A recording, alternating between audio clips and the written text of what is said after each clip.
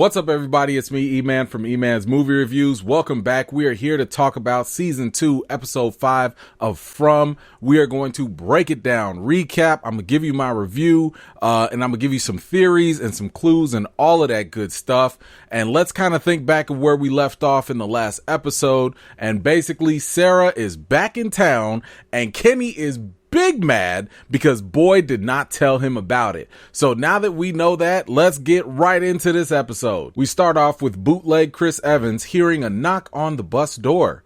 He wakes up to see Granny at the door, just checking in to see if he's all right.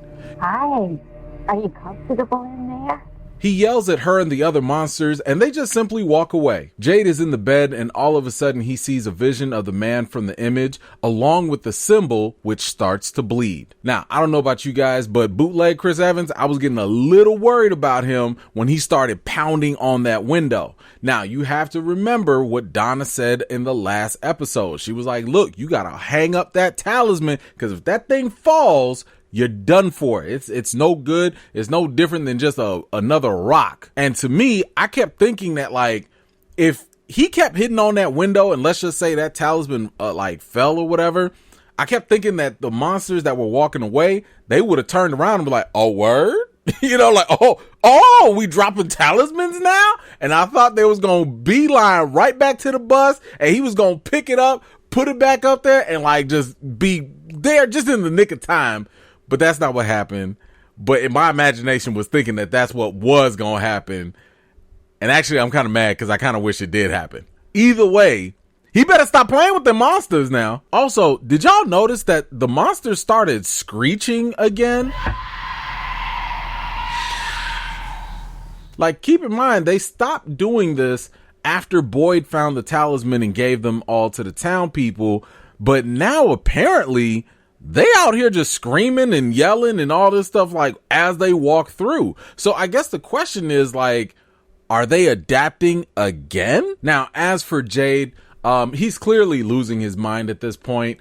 And now he's seeing the guy from the actual photo just up close, and it's just as real as his other visions. And I'm really starting to think that clearly Jade and this guy in the image are connected in some way. I mean, they both have been walking around with this book. They both have been, I guess, obsessing over these symbols. So, this connection that they have is something that we're going to have to keep an eye on Jade to maybe get a clue as to what's going to happen to him in the future. Boyd is awakened in the church by some knocking.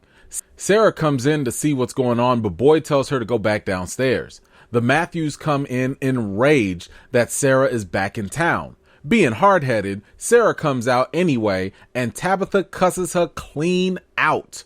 Boyd heads out for the colony house. Now, keep in mind, the Matthews family, they're really just looking for justice here, given the fact that, Sarah almost killed their son. Going back to the first couple of episodes, we know that the town has one primary rule, and that is if you cause someone else's death or lead up to it, then you have to go in the box. Now, Boyd decided not to put Sarah in the box, so now he's got to deal with all these ramifications of that decision. And again, this is exactly what Father Khatri warned him about when it came to Frank. Now, Sarah, you know good and well you could have stayed your little tail back there in the basement. Nobody told you to come back up here and start all this commotion.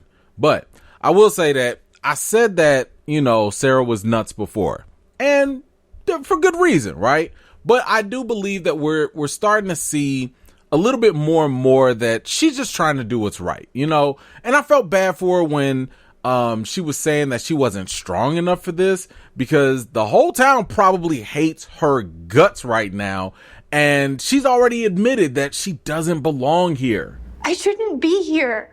But when she said that she didn't have the strength or she wasn't strong enough, I really thought that Sarah was going to off herself. And to be honest, I still kind of do. Do you? Sarah travels back to her old home in the town where she finds new people living there. She sees her brother's old clothing, but the new residents ask her to put it down and to get the steppin'. She was trying to find an ornament, but they said that they gave everything to Kenny's mom for storage. At the Matthews residence, Ethan is hiding in his room after hearing his parents talk about Sarah. He comes out of his room and says that he wants to go see her. Jim says that he's going to take Ethan along with him to go and confront Sarah. Meanwhile, Sarah actually goes back to the diner, and before she could even speak to Kenny, Ethan pops up. He compared her to a monster and said that he wasn't afraid of her. And I'm not afraid of you. So I get the impression at this point that Sarah, because at first I was like, Sarah, why are you doing this? Like, again, stay your tail at home. Don't nobody want to see you. But I do believe that she is doing maybe like a walk of atonement. Like maybe this is one of those things where she's walking around and she's just like, yo, I just need to do this to kind of make herself feel like she's being punished, because she does believe that she deserves to be punished. And it was also interesting to have Ethan confront her like that. As Jim mentioned, I guess the whole approach of having Ethan face one of his fears or whatever, I think that probably came from therapy. More than likely, Ethan and probably the rest of the Matthews all had to go through some type of therapy after baby Thomas passed away. By the way, I hope you were paying attention to what Ethan was saying. I told y'all, always listen to what Ethan says, but we'll talk about that at the end of this video. Donna gets on Boyd for not following his own rules. She said that Sarah should have gone in the box, but he told her that she knew things that she couldn't have known. Donna doesn't care about none of that because she felt really disappointed by Boyd. She even goes so far as to bringing up his dead wife as the reason behind his current decision making. Damn, Donna, why does Abby gotta catch some strays in this? Like, come on, man, you ain't have to hit him like that. Now, I can't say whether Donna was right or wrong here. I'm sure part of Boyd does actually wish that he could fix things with Abby. I mean, why wouldn't he, right? Like, you literally saw your wife being just fine, and then all of a sudden she's like killing people, and shooting them point blank, and almost, by the way, tries to kill your own son. But at the same time, while Donna is saying that, maybe Boyd is doing this out of, trying to fix things with Abby, don't nobody want to stay here.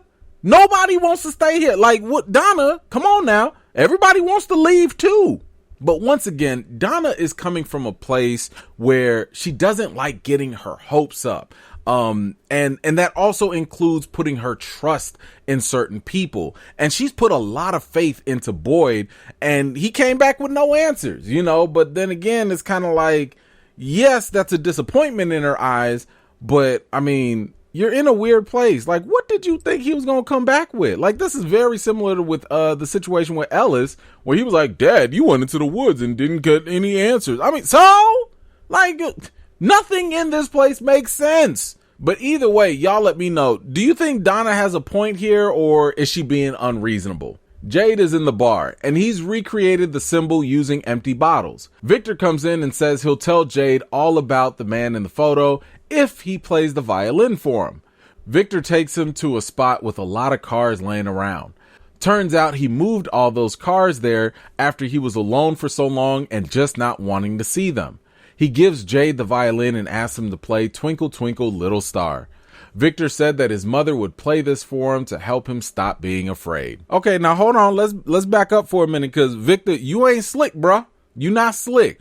Just before they started playing their little violin jam session, Victor said something very important where he was like, the trees, they're changing. He's not talking about the trees moving this time. He's saying that the trees are changing. Now, keep in mind, we don't know exactly how long or, like the day that Victor got there or whatever, but we do know that he's been there long enough to recognize when certain patterns change. Now, from what I can tell, it looks like maybe the leaves are changing. Maybe the season is changing a little bit. I don't know if they're falling or maybe turning colors, but either way, it's an odd thing for Victor. And I also think that means that this change in the environment indicates that some new phenomenon is going on. Let's not forget that, just like the boy in white said, this place can like think or feel or whatever. So if the place is changing, then I think that also means people's circumstances might also change. So let's just kind of keep all of that in mind for the time being. Elgin walks into the church and finds Sarah sitting there. He said that he used to go every weekend to go see his grandmother. Sarah said that her and her brother would collect ceramic ornaments. Nathan actually kept one of them and brought one to town. Elgin asked why she doesn't go stay in Colony House, and she said, well, she only killed her brother. And that was Elgin's cue to leave.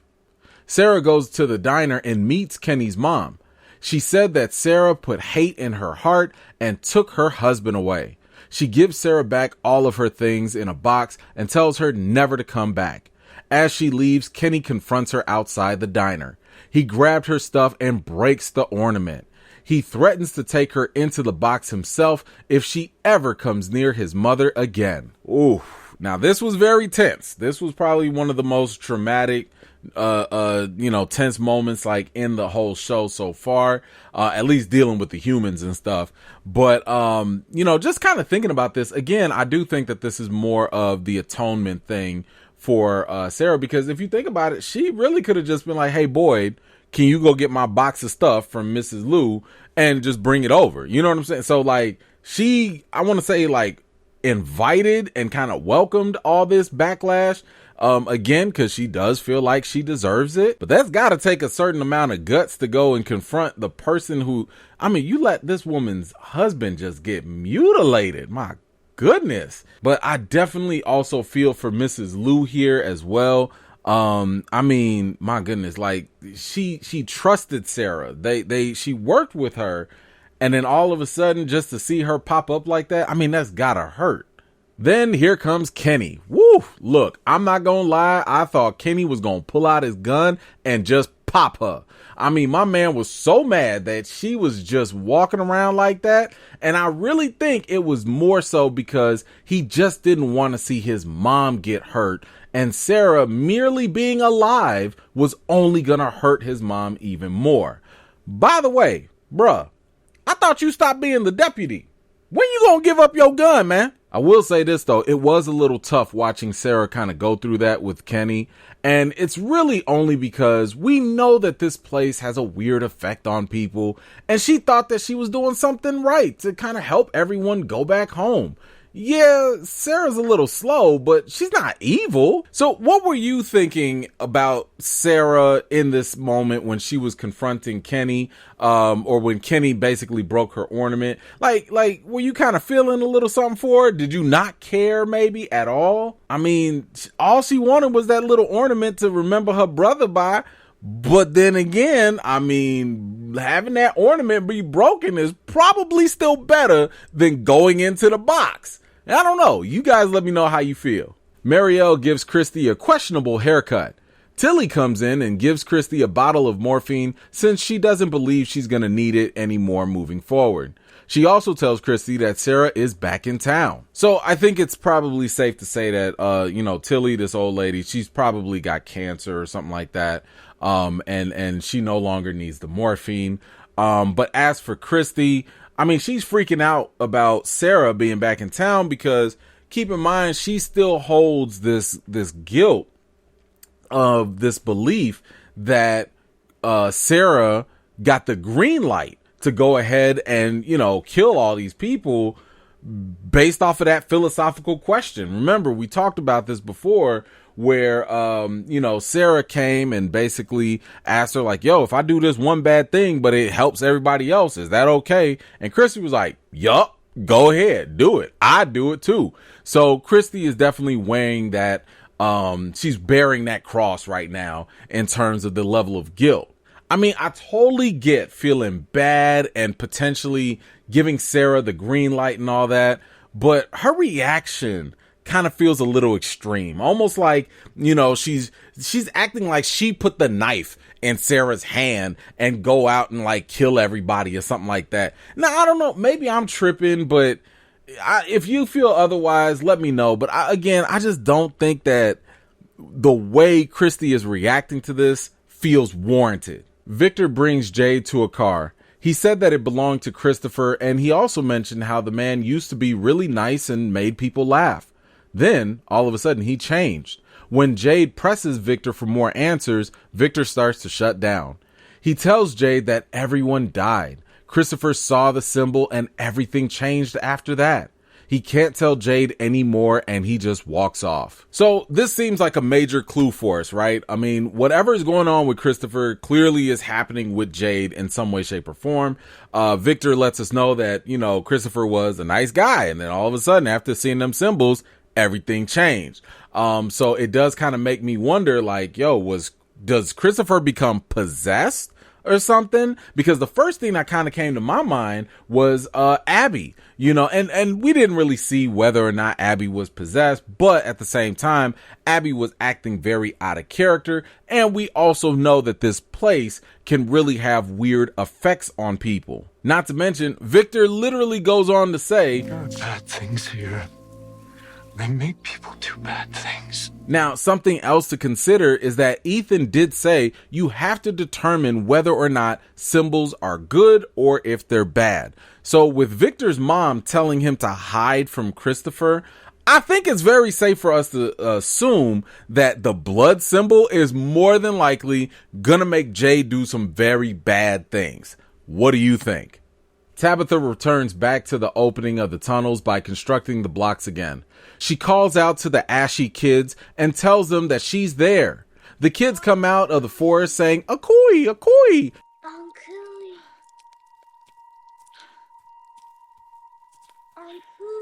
and start touching her. Jade runs in and sees her trembling. Okay, so it seems like Tabitha is becoming a little bit more open to the idea of communicating with these ASHY little kids, but the McCooey hands or whatever, she wasn't ready for that. Now, first we had two little kids standing there and they was looking all awkward or whatever, and now they brought a whole gang along with them. So I don't really get the impression that these kids are bad. They probably need Tabitha's help or something, as I said before, it's very possible that they might be trapped in a similar way that the boy in white could also be trapped there. Now, the other thing to kind of consider here is Tabitha started having a nosebleed. Now, not sure exactly what that means, but I feel like this is kind of a new phenomenon, like a new bodily reaction to being in this place. I mean, we've seen Jade and Sarah have really vivid visions. We've seen Elgin, Ethan, and Sarah have like seizures and stuff, but no one has had like a nosebleed. So I'm just kind of thinking that when it comes to a nosebleed, does this have something to do with her brain? Like, are these visions like affecting these people's brains in some way? If you have any other ideas or a better idea as to why her nose was bleeding, please let me know. Jim meets up with Boyd and says that after his meeting with Sarah, he thinks that she's just a broken person. Jim suspects that whoever is controlling things may just want to push people to the edge. He also told Boyd about the voice he heard on the radio. Evil Chris Evans has ripped out some of the chairs from the bus and propped himself on top of the roof. Marielle breaks into the medicine cabinet and takes a shot of the meds. Ethan goes back to putting up the structure as he sees Sarah walking down the street, but not without giving her a long, mean mug. Boyd walks into the diner and immediately the radio starts to play. At that moment, his COVID worms start to move about his arm and Kenny's mom comes out. Boyd says that they have to talk. All right, so a lot to unpack there. It looks like Jim is actually sticking to his big crazy experiment theory. And at this point, I really can't rule that out. I mean, he mentioned things like stuff like this has been going on since World War II. And, sad to say, but that is kind of true. Like, look, the Nazis and yes, even the United States, they used to do terrible experiments on human beings. And a lot of times, it'd be to like just see how people would react. I mean, maybe this is all one big continuation of that. I know a lot of people have been kind of holding on to maybe this is one big simulation, a simulation theory that people have been thinking about. And maybe I'm not ruling it out. It's just for me, every single time I come close to a certain theory about what's going on overall, something else comes into the mix. I mean, you could sit here and talk about simulation. Listen, I'm sitting here thinking like, maybe it's ghosts, maybe it's aliens, maybe it's something supernatural. I don't know. Maybe it's all the Matrix. I don't know. I feel like there's enough evidence to push either one. Now, I have absolutely no idea why bootleg Chris Evans wants to get on top of the bus and have a front row seat for all the monsters that come out at night. Like, bro, didn't you just get scared in the very beginning of the episode? Like, you didn't learn yet? Come on, man. This ain't that hard now. You've seen the dead bodies. You hear these things screeching like that. You literally are sleeping on a bus where you see these things walk around at night. Like, what more do you need? I know he hard-headed, but come on now. Then we have Marielle. It clearly looks like she might be a problem, or she has a problem. You know, she's obviously a drug addict. And this kind of gives me similar vibes to what was going on with Frank in season 1. Now, I've told y'all this before, but like addiction can obviously be a problem, especially in this town, and it can lead to a lot of bad decision making, right? But given the fact that this medicine is already a scarce thing, there ain't no pharmacy, ain't no CVS in this place. You know what I'm saying? Like, they were lucky that an ambulance just so happened to get in there, because I'm pretty sure that's where all their medicine has come from at this point.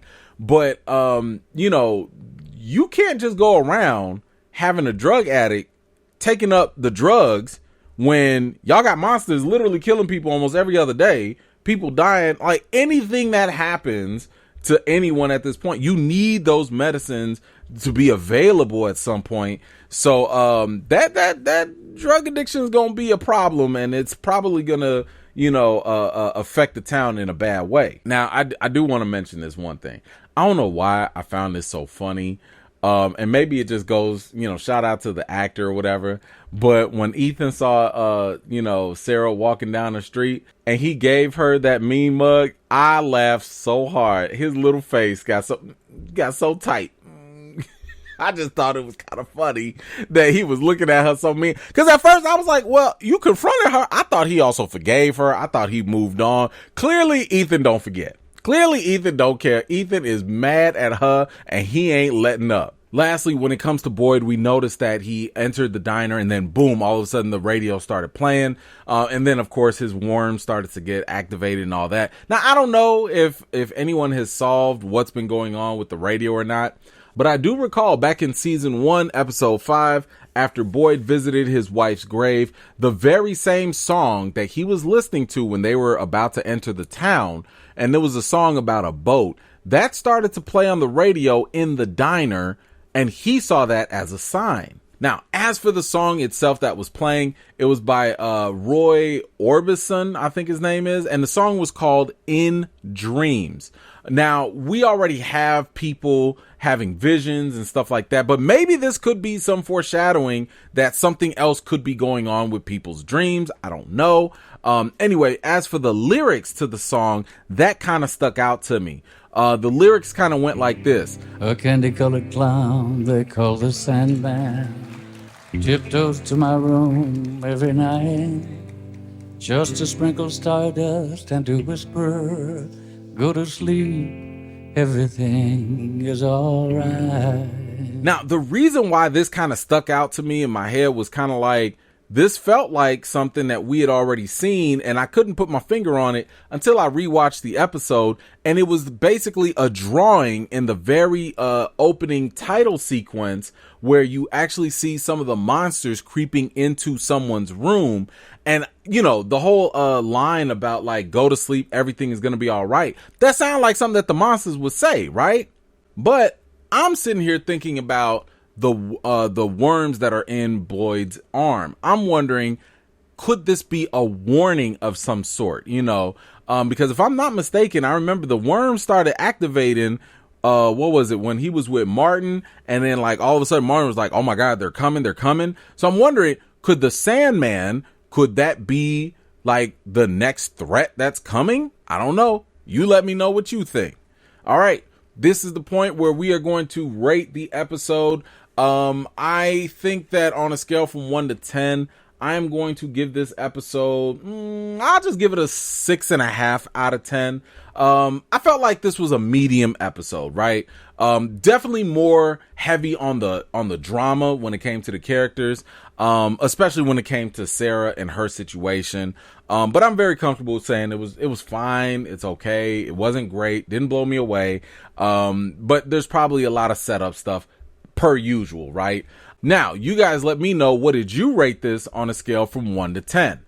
Okay, so we do have one prevailing clue, and this is the point where I like to tell you guys a couple clues that you should be able to remember for the rest of the season, or at least that I think are going to be important. And I'm gonna go back to my man Ethan, because I told y'all Ethan always says something important. He said that, like, when you're on a quest, you have to face the scary things, and this is how you take their power away. So my guess is that clearly something bigger and badder is coming, because they've been foreshadowing that a lot, throughout this show. But whenever this bigger, badder thing comes, maybe the key to defeating it is to show no fear. When you're on a quest, you have to face the scary things. That's how you take their power away. I don't know. But anyway, now, if you're one of those people that have been kind of iffy on these episodes, trust me, totally understand. But I've told y'all this last episode, and I'm going to tell you this right now. Hold on until episode 6. I'm telling you, in my opinion, episode 6 is a game changer. No, I am not promising any answers are going to be coming out of this, but it's going to get the people going. So again, if you felt a little iffy, don't worry. Episode 6 going to get you right. Now, before you go, make sure you check out my interview with Avery Conrad, aka Sarah, because I got a chance to ask her what she thought about Sarah and what Sarah deserves and more. So you don't want to miss that. Make sure you go watch that. Anyway, thank you so much for taking the time to watch my video. I really, really do appreciate it. And I will see you guys next week for the next breakdown video. If you're new here and you like what you see, don't forget to like this video, subscribe, and don't forget to hit that bell so you don't miss out the next time I drop a video. I've got more videos and reviews to do for you all, and until next time, I'll see you all later.